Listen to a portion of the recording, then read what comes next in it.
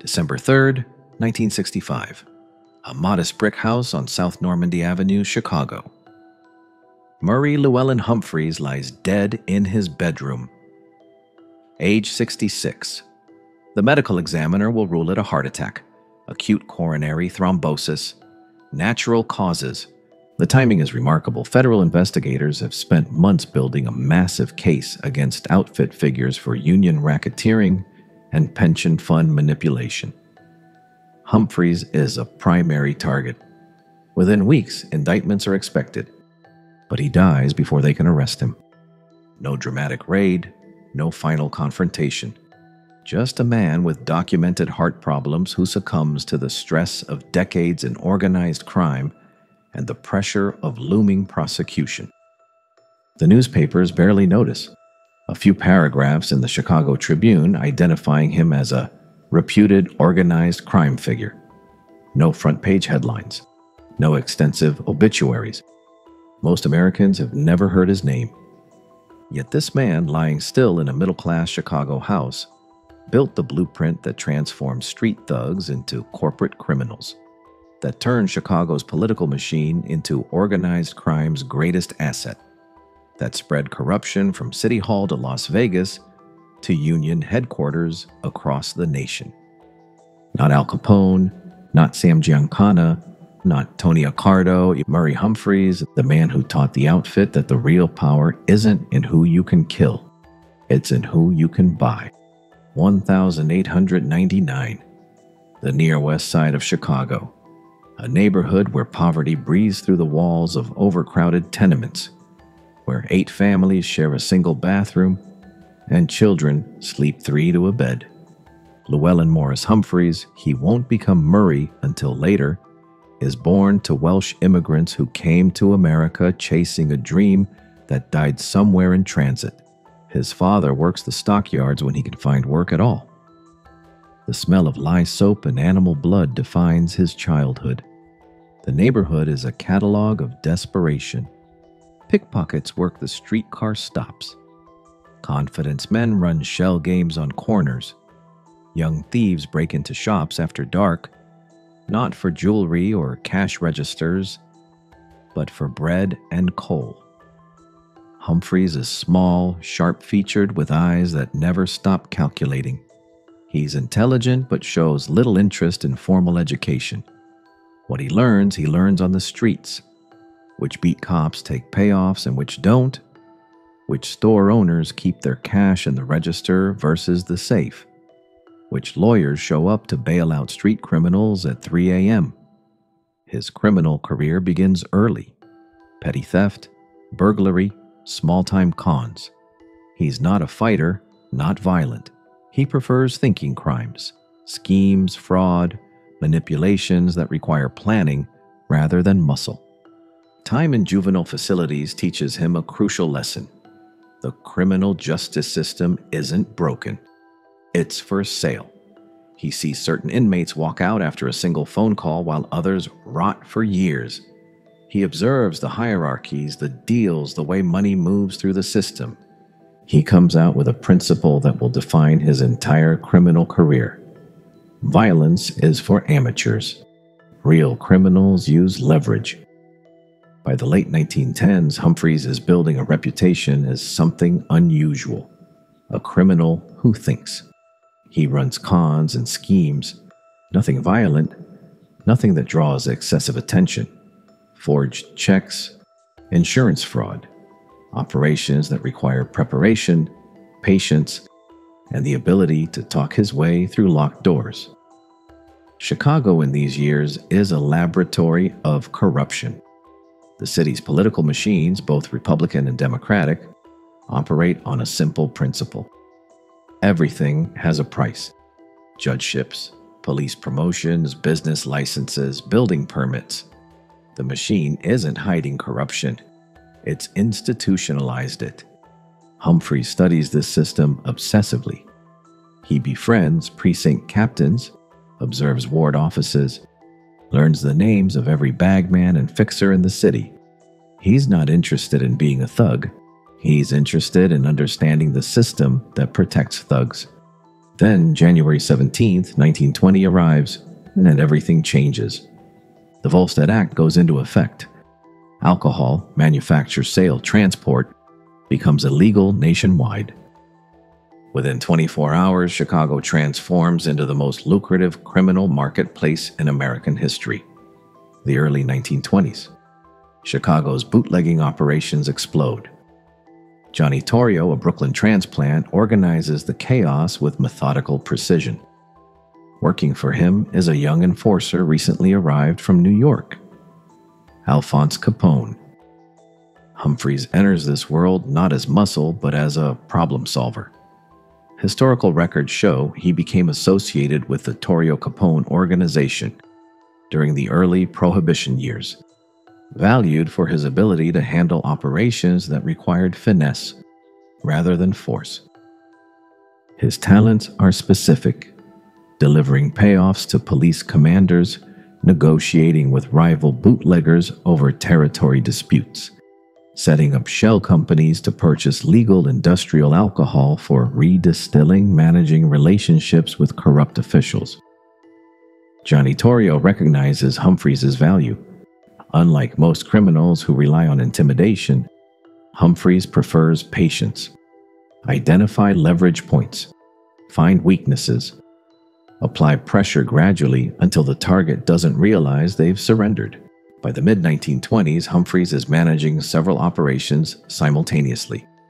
He cultivates relationships with corrupt police across multiple districts, ensuring raids are tipped off before they happen. He negotiates with labor unions, particularly the Teamsters, to ensure smooth operations for bootlegging trucks. He establishes networks of legitimate businesses that serve as fronts for illegal operations and money laundering. But most importantly, he's building the foundation for what will become his greatest innovation: political corruption as infrastructure. November 1924. Johnny Torrio narrowly survives an assassination attempt by the North Side Gang. Multiple gunshot wounds. He survives, but the experience changes him. When he recovers, he makes a decision that reshapes Chicago's underworld. He retires, handing the entire operation to Al Capone. Capone is young, confident, and believes his reputation is his greatest asset. He wants the world to know who runs Chicago. He opens the Hawthorne Inn as his headquarters in Cicero. He attends operas and boxing matches. He gives interviews to reporters. He becomes America's most famous gangster. Humphreys, meanwhile, remains in the shadows, handling the operations that require discretion: political payoffs, union negotiations, judicial corruption. February 14th, 1929, 2122 North Clark Street, a garage on Chicago's North Side. 7 men associated with George Bugs Moran's North Side Gang are murdered in what becomes known as the St. Valentine's Day Massacre. Men dressed as police officers enter the garage. Thompson submachine guns. 70 rounds, 7 dead. The killers escape. No one is ever convicted, but everyone knows who ordered it: Al Capone. And everyone, including Capone, learns the cost of that knowledge. Federal investigators descend on Chicago. Treasury agents build a tax evasion case. The press turns Capone from folk hero to public enemy. President Hoover makes destroying Capone a personal priority. The massacre demonstrates what Humphreys already understood. Violence attracts attention. Attention attracts law enforcement, and law enforcement eventually wins. Capone's empire, built on reputation and fear, is already dying. October 1931. Federal Court, Chicago. Al Capone is convicted of tax evasion and sentenced to 11 years in federal prison. The outfit, Capone's organization, faces a leadership crisis. But the organizational structure survives because it was built to function without a single dominant personality. 3 men emerge to run the outfit: Paul the waiter, Rika, a strategic genius who understands that organized crime is a business, Tony Accardo, an enforcer who's smart enough to know when not to use violence, and Murray Humphreys, who will spend the next 30-plus years building the infrastructure that makes both of them possible. No formal titles, no public declarations, just a quiet understanding. Rica handles overall strategy, Accardo handles discipline and enforcement. Humphreys handles everything that requires finesse, which means corruption, political influence, and labor racketeering. Humphreys is 32 years old. He's about to transform American organized crime. The 1930s, the Great Depression devastates Chicago. Unemployment tops 30%, factories close, banks fail, breadlines stretch for blocks. But the outfit isn't struggling. While legitimate businesses collapse, illegal gambling, labor racketeering, and other operations thrive. Humphreys sees the Depression as opportunity. Desperate people are cheaper to corrupt. Struggling businesses are easier to infiltrate. Politicians facing empty campaign coffers become more flexible about their principles. He begins with the judicial system. Chicago's courts in the 1930s operate on patronage. Judges are elected, which means they need campaign funds, which means they need political sponsors. Humphreys doesn't offer crude bribes. He offers services, campaign support, printing services, volunteer workers, anonymous donations channeled through multiple legitimate-seeming sources. The judge wins, remembers who helped. And when an outfit case appears on their docket, procedural reasons for dismissal emerge, or sentences are remarkably light, or continuances drag on until witnesses forget or disappear. By the mid-1930s, Humphreys has compromised elements of the Cook County court system. Not every judge. He doesn't need every judge, just enough that the outfit can reliably game the system. But the real power lies in the political machine itself. Chicago's Democratic machine, increasingly controlled by Mayor Ed Kelly and Democratic boss Pat Nash during the 1930s and 1940s, is one of the most effective vote manufacturing operations in American history. It delivers elections with mathematical precision by controlling patronage jobs, city contracts, building permits, and police protection. Humphreys doesn't try to take over the machine. He embeds the outfit into it, making organized crime indispensable to the machine's functioning. The outfit controls several labor unions. When the machine needs a show of strength, a massive political rally, a get-out-the-vote operation, union members show up. When machine politicians need campaign funds, money flows through multiple layers that appear legitimate. When machine-backed candidates need help with vote counting, operatives who understand electoral manipulation provide assistance. In exchange, the machine provides protection. Police commanders look the other way during outfit operations. Building inspectors ignore code violations at outfit-owned businesses. Prosecutors mysteriously lose evidence before trials. It's not bribery in the crude sense, it's symbiosis. The machine and the outfit need each other, and Humphreys is the architect who makes the relationship work. But Humphreys' greatest innovation comes in understanding organized labor. The 1935 National Labor Relations Act transforms American unions, giving them unprecedented power to organize, strike, and negotiate. Union membership explodes. Humphreys recognizes the opportunity immediately. Control the union, control the industry. He focuses particularly on the Teamsters, especially Chicago Teamsters Local 777, which represents drivers and warehouse workers. Through a combination of assistance, support for strikes, bail money for arrested picketers, legal representation, and pressure, the outfit gains influence over union operations. More importantly, they gain access to pension funds. By the 1940s, the outfit has mechanisms to use Teamsters' pension money. They make loans, often to themselves through intermediaries and front companies that finance expansion into new territories and new rackets.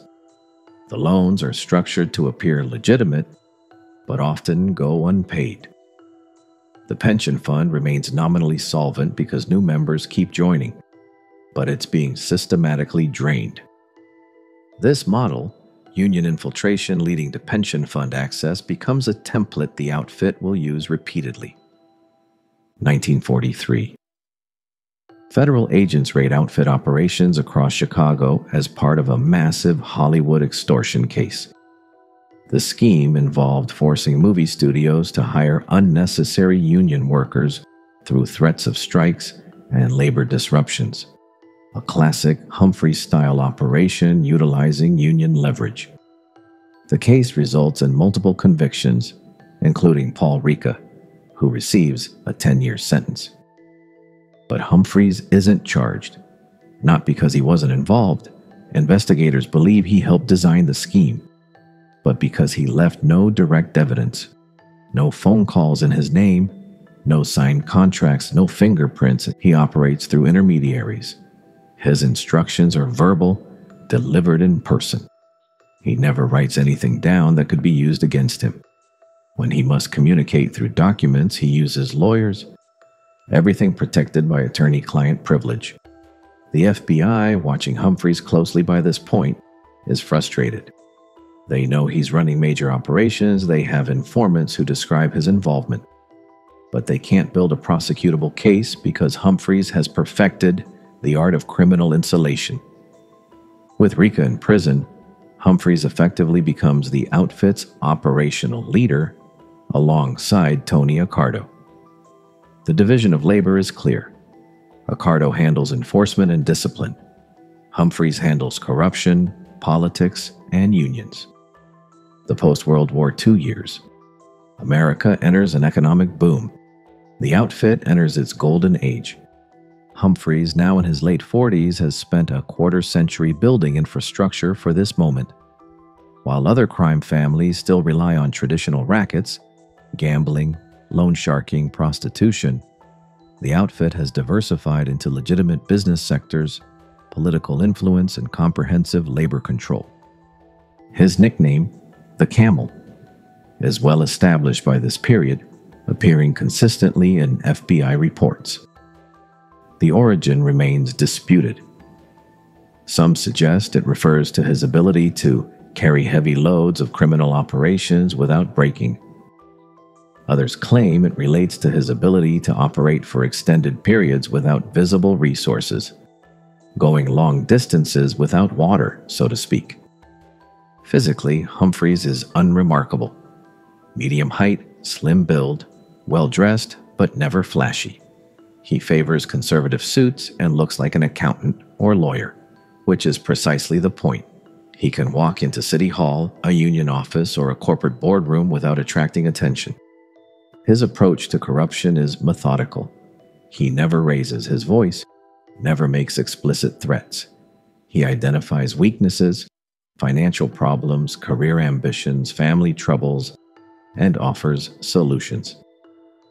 The corruption happens gradually, almost imperceptibly, until the target is compromised without realizing how it happened. A phrase attributed to him captures his philosophy. Why kill a man when you can buy him? Dead men can't do you favors. The late 1940s and 1950s see systematic expansion of outfit influence. In Chicago, the outfit tightens control over restaurants, entertainment venues, and service industries through union leverage. Any establishment that refuses to cooperate faces labor problems, health inspections, liquor license violations. In Las Vegas, Humphreys helps establish the outfit's foothold in the emerging casino industry. When major casinos open in the late 1940s and early 1950s, the outfit is already planning its own operations. Humphreys works with associates to identify opportunities, corrupt regulators, and establish shell companies for ownership. The structure is carefully designed. Organized crime figures never appear on casino licenses. Instead, The outfit uses frontmen, seemingly legitimate businessmen with clean records, who hold the licenses while the outfit takes its cut through consulting agreements, construction contracts, and skimmed profits. In unions, Humphreys' influence spreads beyond the Teamsters. He cultivates relationships with leaders in the Hotel and Restaurant Employees Union, the International Alliance of Theatrical Stage Employees IATSE, and various construction unions. Each union provides different opportunities: pension fund access, strike leverage, control over employers, political influence through campaign contributions. 1950. The Kefauver Committee, officially the Senate Special Committee to investigate crime in interstate commerce, begins hearings. Senator Estes Kefauver's investigation into organized crime becomes a national sensation, televised to millions of Americans. Hundreds of witnesses testify. The hearings expose the depth of organized crime's penetration into American society. Murray Humphreys is called to testify on November 1st, 1950.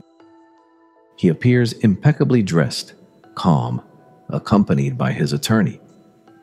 When questioned about his occupation, he identifies himself as working in public relations and labor relations, helping resolve disputes between unions and management. The committee has detailed information about his criminal background, his outfit associations, his role in numerous illegal operations. But Humphreys invokes the Fifth Amendment repeatedly, more than 60 times according to committee records. The committee can't touch him. He admits nothing, provides no useful testimony, leaves without facing charges. But the Kefauver hearings change the landscape. Federal law enforcement begins coordinating organized crime investigations nationally. The FBI, previously focused on bank robbery and kidnapping, creates specialized organized crime units. Wiretapping technology improves, and its use expands. Humphreys adapts. His communications become even more careful. He uses payphones, varies meeting locations constantly, and employs counter-surveillance techniques. The mid-1950s, the outfit is extraordinarily profitable. Chicago gambling operations, illegal but protected through political corruption, generate millions annually. Las Vegas investments, including the outfit's involvement in the Stardust and other properties, produce rivers of cash through skimming operations. Labor racketeering provides steady income and political leverage. Infiltrated legitimate businesses provide both profit and cover. Humphreys is at the height of his power and influence. He maintains residences in Chicago and California. He travels to Las Vegas, Miami, and Los Angeles. He socializes with celebrities, politicians, and business leaders, most of whom have no idea, or pretend not to know, his real occupation. But a problem is emerging: Sam Giancana. Giancana is a classic Chicago street criminal. Violent, ambitious, charismatic, and increasingly reckless. He's risen through the outfit ranks as an enforcer and organizer. By the mid-1950s, he's positioning himself as a leader, eventually becoming the public face of the outfit. The tension between Humphreys' approach and Giancana's is philosophical. Humphreys built his system designed to operate invisibly. Giancana craves recognition and celebrity. Humphreys believes in patience and long-term strategy. Giancana wants immediate results and visible displays of power. Initially, senior outfit leaders like Accardo and Rica prefer Humphreys' methods. But Giancana delivers results. His operations are profitable. His enforcement of discipline is effective. The 1960 presidential election between John F. Kennedy and Richard Nixon is extraordinarily close. Illinois, with its 27 electoral votes, is critical. Kennedy wins Illinois by less than 9,000 votes out of nearly 5 million cast. Allegations emerge then and since that the Chicago political machine manipulated votes in key precincts to deliver Illinois to Kennedy. Some accounts suggest outfit influence in the process, given the outfit's long-standing connections to Chicago political operations. Whether this occurred and to what extent remains debated by historians. The allegations are circumstantial. No definitive proof has emerged. What's documented is the extremely narrow margin in Illinois, and that Cook County's returns showed patterns that benefited Kennedy disproportionately. If the outfit played a role, Humphreys, given his decades of building political corruption networks, would likely have been involved in coordination. But no direct evidence exists, and FBI surveillance reports from the period, while noting increased meetings between Humphreys and political figures, don't definitively establish election manipulation. After Kennedy's victory, a myth develops, promoted particularly by Giancana, that the outfit's political power secured the presidency. Whether true or not, the myth doesn't protect the outfit from what comes next. Attorney General Robert Kennedy launches an unprecedented campaign against organized crime. The number of organized crime prosecutions increases dramatically. FBI surveillance intensifies. Grand juries multiply. Pressure increases across every outfit operation. The political protection Humphreys spent decades building begins to crack under sustained federal pressure. 1961 to 1963. According to information later revealed in congressional investigations during the 1970s, the CIA approached organized crime figures about participating in plots to assassinate Cuban leader Fidel Castro. The intermediaries included Robert Maheu, a former FBI agent and private investigator. The mobsters allegedly involved included Santo Trafficani Jr. and Sam Giancana. Humphreys' role, if any, remains unclear. He's not mentioned prominently in most historical accounts of the CIA mafia collaboration. Given his position in the outfit's hierarchy and his preference for remaining in the background, he likely knew about Giancana's activities but maintained distance and deniability. The assassination plots fail. Castro survives multiple attempts, and the relationship between the CIA and organized crime becomes a liability that contributes to devastating congressional scrutiny in later years. Meanwhile, Giancana's behavior becomes increasingly problematic from the outfit's perspective. He is photographed with celebrities. He dates singer Phyllis McGuire publicly. He attracts exactly the kind of attention Humphreys spent decades avoiding. The mid-1960s. FBI pressure has become suffocating. Electronic surveillance authorized under expanded legal authority captures thousands of hours of outfit conversations. Informants recruited through aggressive leverage and newly established witness protection programs provide insider information. Financial investigations trace money flows through shell companies and front organizations. The McClellan Committee, formerly the Senate Select Committee on Improper Activities in Labor and Management, conducts extensive hearings throughout the 1960s exposing union corruption. Humphreys' name appears repeatedly in testimony, linked to Teamsters operations, pension fund manipulation, and systematic labor racketeering. The outfit faces internal tensions as well. Giancana's high profile has made him a primary FBI target. There is growing sentiment among older outfit leaders, particularly Accardo, that Giancana's methods, however profitable, have attracted unsustainable attention. Humphreys finds himself navigating both external pressure from law enforcement and internal power struggles. His health is declining. Years of stress, heavy drinking, and constant pressure have caused heart problems, high blood pressure, and anxiety. Medical records will later confirm he had significant cardiovascular disease. His doctors warn him repeatedly. He largely ignores them. The outfit demands his attention. November 1965. Federal investigators are building their largest case yet. A comprehensive investigation into Teamsters pension fund manipulation union kickbacks, and labor racketeering spanning multiple states. Murray Humphreys is a central target. The evidence being compiled is substantial. Surveillance recordings, financial records tracing money through shell companies, testimony from cooperating witnesses. The investigation involves coordination between the FBI, the Department of Justice, and the Department of Labor. Prosecutors believe they finally have enough to convict Humphreys and other senior outfit figures. Humphreys knows they're coming. His intelligence network, still functioning despite federal pressure, provides warnings. He knows about the grand jury proceedings, knows about the surveillance, knows his phone is tapped and his movements tracked. He meets with his attorney to discuss strategy. The options are limited and grim. Fight the charges and risk a lengthy prison sentence at age 66 with failing health, or consider cooperation.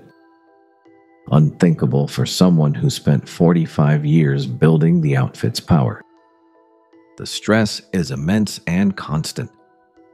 December 3rd, 1965, Murray Llewellyn Humphreys dies of acute coronary thrombosis, a heart attack. He's found in the bedroom of his home on South Normandy Avenue.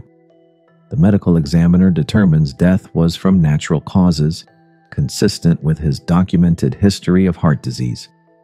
The timing, as federal investigators prepare to indict him, raises immediate questions and spawns conspiracy theories. Did outfit members, fearing Humphreys might cooperate under pressure, arrange his death and disguise it as natural causes? Investigators find no evidence of foul play. Toxicology reports show nothing suspicious. Autopsy findings are consistent with natural cardiac death in a 66-year-old man with significant cardiovascular disease. The FBI investigation concludes it was natural causes. Most historians accept this conclusion.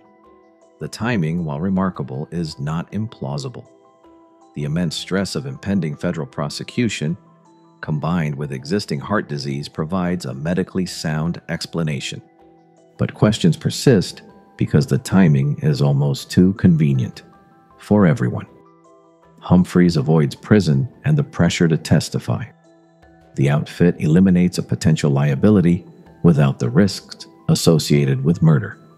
Federal prosecutors lose their primary target and the institutional knowledge he possessed. The funeral is small and private, no public viewing, no dramatic processions, just family and a handful of close associates. The newspapers barely cover it. The Chicago Tribune runs a brief article identifying him as a reputed organized crime figure. No front-page headlines. No extensive obituaries analyzing his impact. He dies as he lived. Known to those who needed to know, invisible to everyone else. The federal investigation continues, resulting in multiple convictions of outfit associates over subsequent years. But without Humphreys, prosecutors lack the central figure who could explain the entire system. The cases proceed piecemeal, fragmentary. Sam Giancana, meanwhile, faces his own reckoning. Pressured to leave the country in the mid-1960s, he spends years in exile in Mexico. In 1974, he returns to Chicago. The following year, just days before he's scheduled to testify before a Senate committee investigating CIA mafia connections, he's murdered in his basement, shot multiple times. Unlike Humphreys' quiet death, Giancana's murder is spectacular, violent, and very public. The contrast is fitting. Two different philosophies of organized crime, two different outcomes. Today, Murray Humphreys' name barely registers in popular consciousness. Ask most Americans to name famous mobsters, and they'll mention Capone, Gotti, Luciano, Lansky, but not Humphreys. Yet his legacy is more profound than any of them. Al Capone built a criminal empire that collapsed within a decade of his imprisonment. The violence, the visibility, the ego, it all crumbled under federal pressure. By contrast, the organizational structure Humphreys designed lasted 60-plus years. The outfit remained powerful well into the 1990s, long after Capone was a historical footnote, precisely because Humphreys taught them how to operate invisibly. His innovations became standard practice for organized crime nationwide. The systematic corruption of political machines, not through crude bribery, but through symbiotic relationships that made crime and politics mutually dependent.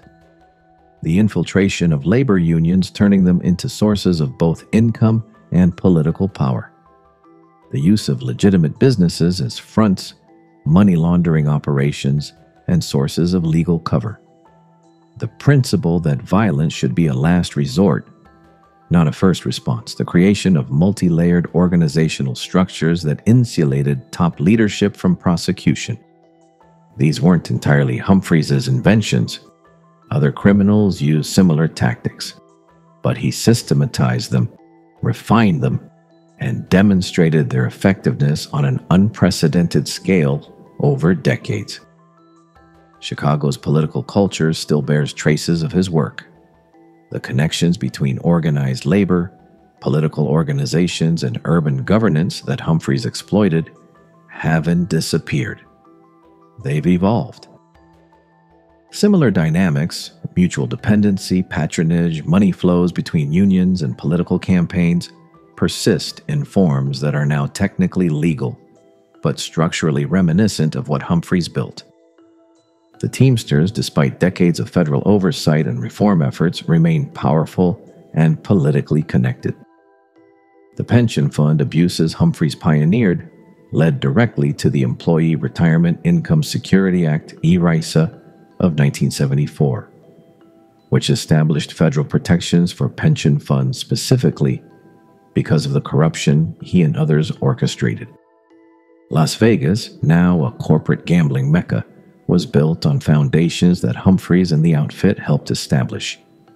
The first generation of major casinos required mob money and frontmen because legitimate financing wasn't available for gambling ventures. The transition from mob control to corporate ownership took decades. The FBI's modern organized crime investigation techniques follow the money, use electronic surveillance, build RICO cases against entire organizations, were developed largely in response to the structures Humphreys created.